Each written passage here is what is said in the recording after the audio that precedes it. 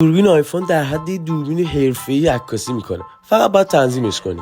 یه لایک بنداز زیر این ویدیو تا آخر این ویدیو رو ببین.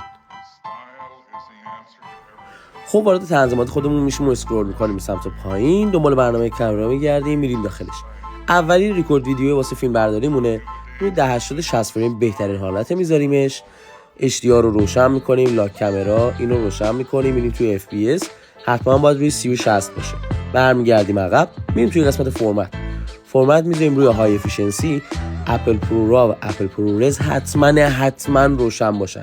کاربرد تک تک این گزینه‌ها رو من توی هایلایت پرسش پاسخ میگم روزانه. میریم داخل پریسرو سیتینگز، تمام این تیکا رو باید فعال کنیم. خیلی چیزای مهمیه. همشون کاربردهای خفنی دارن. من به شخص نایت مود استفاده نمی‌کنم و واسه همین روشنش نمی‌کنم. میام پایین، گرید رو روشنش می‌کنم. واسه پیدا کردن سوژه است.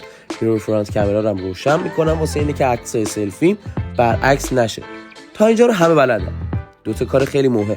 میریم داخل دوربین، بالا سمت چپ یه گزینه درجه اضافه شده. اگه من اینو به راست بکشم عکسام پرنورتر میشه، ولی اگه به چپ بکشم عکسام تم دارک پیدا میکنه. این خیلی توی عکاسی کمکتون میکنه. و یه کار مهم دیگه، برید داخل بخش پورتری خودتون، بالا سمت راست یه افی میبینید.